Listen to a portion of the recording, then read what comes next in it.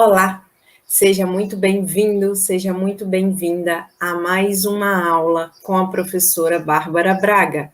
E o assunto de hoje é sobre como estimar a frequência cardíaca máxima de indivíduos hipertensos que fazem uso de beta-bloqueadores.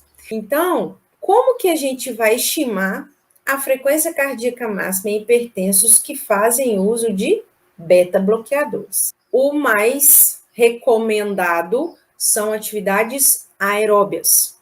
Quer dizer que eu não posso fazer treino de força com o indivíduo hipertenso? Pode, tá? Só que eu preciso ter alguns cuidados que eu vou te mostrar aqui, como que você vai fazer, tá bom? Então, existem inúmeras formas de estimar a frequência cardíaca máxima através de fórmulas, inúmeras fórmulas, não inúmeras formas. Na verdade, são duas maneiras, né? Com o teste de esforço com o cardiologista, que você vai ter a frequência cardíaca máxima ali obtida durante o teste, mas se ele não fez um teste, você vai ter que estimar. Então, existem várias fórmulas. Você vai terminar de assistir essa aula hoje sabendo calcular, estimar a frequência cardíaca máxima para esse indivíduo hipertenso que faz o uso de beta-bloqueador, fazer a conversão e trabalhar na zona-alvo ali de forma correta. Então, olha só, indivíduos que chegam para você com a pressão arterial maior que 180 por 105 milímetros de mercúrio, normalmente, esses indivíduos, eles precisam de tratamento farmacológico. Realização do treinamento de força, ter cautela. Por quê? Relacionado à intensidade.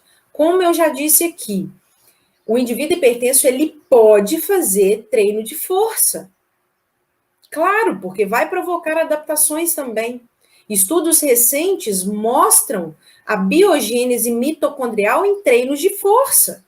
Então, se eu aumento o número de mitocôndrias, consequentemente, ao aumentar ali o número de mitocôndrias, eu aumento o consumo de oxigênio durante o exercício, aumento a capilarização, né, os capilares sanguíneos, e tudo vai estar melhorado. Realização com cautela dos exercícios para membros superiores devido à maior resposta pressórica. Gente, isso está na literatura, isso está na ciência, nos artigos científicos. Existem números aí, todo dia tem alguma coisa nova. Então, por isso que a gente tem que estar sempre atualizando. E eu tento aqui ajudá-los a estar sempre atualizados com as informações mais recentes possíveis dentro da prescrição de exercício e a fisiologia do exercício. Professora, quer dizer que eu não posso fazer exercício para braço, para membro superior com meu aluno? Não estou dizendo isso. Estou dizendo que você precisa ter cautela, principalmente com relação à intensidade. Evitar a realização da manobra de Valsalva. A manobra de Valsalva, ela está relacionada ao bloqueio respiratório. Então, inclusive, existe um método de treino dentro do treinamento de força em que o indivíduo realiza um movimento e bloqueia a respiração. Isso faz com que ocorra um aumento substancial da pressão arterial. Então, o indivíduo hipertenso não pode fazer manobra de Valsalva. Evitar também o componente estático, isométrico do movimento. Por quê? Porque a contração isométrica, com a ação muscular isométrica, ela provoca oclusão de capilares. Se eu provoco oclusão de capilar, significa que eu vou ter um aumento da pressão arterial. Então, medicamentos antihipertensivos, como beta-bloqueadores, que é o nosso medicamento aqui em específico, e diuréticos, os beta-bloqueadores, qual que é a principal resposta que a gente encontra? Redução da frequência cardíaca, né? Os medicamentos que agem né, que tem na composição do fármaco o HCT. Então, se você tem um aluno hipertenso e você já conhece qual tipo de medicamento, você vai entender muito bem do que eu estou falando. Se não tem essa informação e você tem um aluno hipertenso, eu te aconselho urgentemente a pegar o nome do medicamento dele e dar uma estudadinha e ver onde que esse medicamento age. Porque se ele age a nível renal, é um diurético. Então, consequentemente, tanto os beta-bloqueadores quanto os medicamentos diuréticos, eles prejudicam a regulação da temperatura corporal. E o que acontece com a temperatura corporal durante o exercício? Aumenta. Durante o exercício e provocam episódios de hipoglicemia durante e após o exercício. Hipotensão após a finalização imediata da atividade. Então, o que acontece? Se o indivíduo faz uso de beta-bloqueador e diurético, ou de um ou de outro, porque tem indivíduos hipertensos que fazem uso dos dois, tá? Porque a pressão é mais difícil de controlar, então ele entra, né? O médico entra com a ação dessas duas drogas, né? Ela provoca uma alteração na regulação aí da temperatura corporal. Consequentemente, pode provocar episódios de hipoglicemia. E o que acontece nas academias, gente? A pessoa teve uma queda ali hipoglicêmica ou uma queda na pressão arterial, mais do que depressa, um professor vai lá e pega sal e dá para a pessoa. Esse indivíduo hipertenso você não sabe. Não é verdade? Então, a gente tem que ter muito cuidado com isso. Então, e um efeito agudo, ou seja, logo que se encerra o exercício, é exatamente o que? Provocar hipotensão, uma queda brusca da pressão arterial. Então, a gente precisa ter muita atenção com relação a isso. Então, tá aqui, gente, o prometido. Talvez você conheça essa forma de correlacionar aí, né, calcular a frequência cardíaca do indivíduo de acordo com o medicamento que ele usa, ou é a primeira vez que você está vendo isso, tá bom? Então, uma correlação entre a dose de beta-bloqueador e a diminuição do percentual da frequência cardíaca. Me perdoem, ficou escrito errado aqui, tá? Nesta condição, determina-se o percentual da redução da frequência cardíaca de treino, ou o percentual da frequência cardíaca a corrigir. Então, a gente tem uma fórmula para corrigir a frequência cardíaca desse indivíduo de acordo com a dose do beta-bloqueador que ele faz uso. Então, esta fórmula é para quem faz uso de beta-bloqueador e não para quem faz uso de medicamento, de fármaco diurético, tá ok? É beta-bloqueador. Então, por exemplo, o propanolol é um tipo de medicamento antihipertensivo que é beta-bloqueador, que age lá nos receptores beta do nódo sinoatrial no coração. Então, a fórmula para estimar esse percentual é essa aqui, ó. Percentual da frequência cardíaca a corrigir Y. O que significa Y? Coloquei aqui embaixo para você, ó. Então, você vai poder printar a tela, salvar essa informação, para toda vez que você for prescrever treino, utilizando a frequência cardíaca para indivíduos hipertensos que fazem uso de beta-bloqueador, você vai usar isso aqui. Y será a dose em miligramas do medicamento, né? Propanolol ou equivalente. E aí, isso aqui, ó, esse valor, 95,58 dividido por 9,74 é fixo, tá? Ah, professora, da onde você tirou isso? Você inventou isso da sua cabeça? Não, foi esse autor aqui, ó, deixei até a referência. Ah, mas é muito antigo, mas ela é validada. E isso me interessa. porque eu estou baseando na ciência, em estudos que foram realizados com indivíduos hipertensos, tá ok?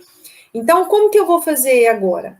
Então, por exemplo, se a frequência cardíaca de treino prevista é de 130 batimentos por minuto, então você calculou lá, utilizou a fórmula 208 menos 0,7 vezes a idade, calculou a frequência cardíaca máxima desse indivíduo, que é uma estimativa, certo? E aí você vai pegar a fórmula de frequência cardíaca de treino, né, que é frequência cardíaca de repouso, mais a intensidade que você quer trabalhar, que é em percentual, vezes a frequência cardíaca máxima menos a de repouso. Só que essa frequência cardíaca de repouso, então você vai fazer normal, igual você faz para indivíduos normotensos, utilizando essa fórmula. Aí você chegou a esse valor aqui para a porcentagem que você colocou lá, tá? 130 batimentos por minuto.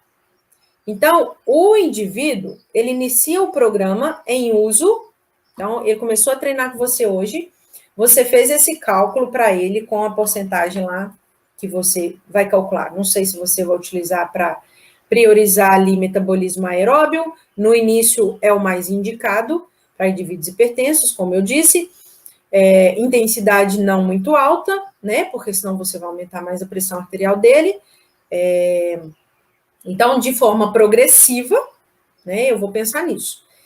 E aí eu cheguei nesse valor de 130 batimentos por minuto. Então, joguei lá na fórmula da frequência cardíaca de reserva, né, ou frequência cardíaca de treino, e cheguei a 130 batimentos por minuto. E aí, eu peguei o medicamento dele, a dose, né, ele me informou isso, ele toma 100 miligramas de propanolol. Então, como que eu vou fazer essa conversão agora? Então, eu vou pegar, vou corrigir, na verdade, né, este valor.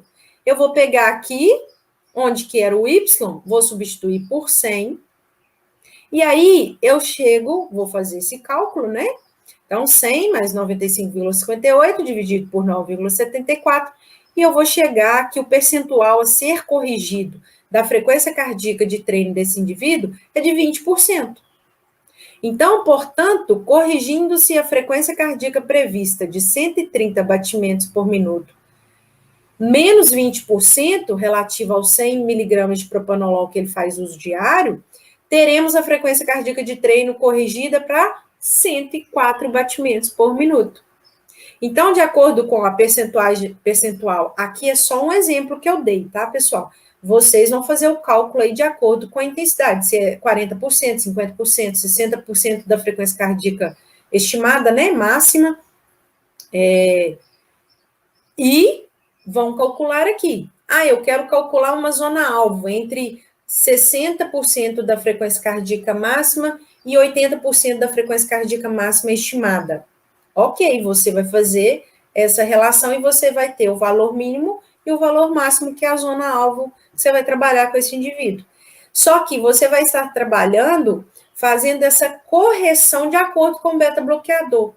Porque o que acontece demais, gente, eu já vivi isso muito, enquanto eu fui coordenadora de sala de musculação, enquanto eu trabalhei, né, como personal trainer e atuando no mercado e visualizando isso. Quando eu era coordenadora, fui por um bom período de tempo aí coordenadora de salão de musculação,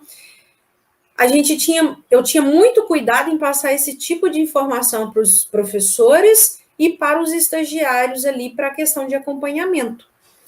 Por quê? Colocava o frequencímetro cardíaco no indivíduo e não tinha essa informação. Pessoal, e sabe quando que eu fui descobrir isso? Não foi na minha graduação, não. Eu descobri isso em especialização que eu fiz. Porque eu tenho uma especialização em reabilitação cardíaca e prescrição de exercícios para grupos especiais. Foi aí que eu vi esse estudo e vários outros relacionando essa, né, mostrando essa diferença e a importância que a gente precisa para trabalhar de forma correta. Afinal de contas, eu preciso trazer uma melhor qualidade de vida para esse indivíduo. Eu preciso reduzir os valores da pressão arterial dele, de repouso. E é possível, tá? desde que seja feito de uma forma correta. E agora você, com isso aqui na mão, você vai ser diferente de todo mundo. Porque eu digo o seguinte, se você quer ser, né, para você que ainda é estudante de educação física, ou para você que já é profissional de educação física, que atua no mercado, se você quer ser diferente, se você quer ser identificado como autoridade aí na prescrição de exercício pelo seu conhecimento, você precisa visualizar isso, aprender isso, tá? E hoje eu estou te dando uma ferramenta de trabalho que vai mudar muita coisa na sua vida. Pode ter certeza disso, tá? Então, porque isso é diferencial. Isso é diferencial. E o que eu sempre vi na academia? Colocava o frequencímetro, colocava o indivíduo na esteira e colocava ele ali e nunca que a frequência cardíaca dele subia e ele já estava lá morrendo, né?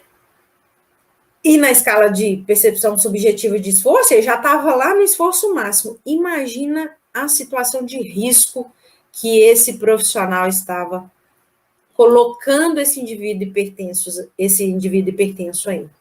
Então, se eu tenho esse tipo de informação, essa ferramenta, e olha que interessante, eu utilizo isso para mostrar ali para o meu aluno, né, que eu sei o que eu estou fazendo. Eu não estou ali de brincadeira, eu tenho conhecimento sobre aquilo. E daqui 2, 3 meses, que você faz uma reavaliação com ele, e você vai fazer essa correlação, e com a pressão arterial dele, ele tem redução na pressão arterial dele de repouso, ele vai falar assim, eu amo o meu personal, eu não largo ele nunca mais. Por quê? Ele conseguiu reduzir a minha pressão arterial e melhorar minha qualidade de vida.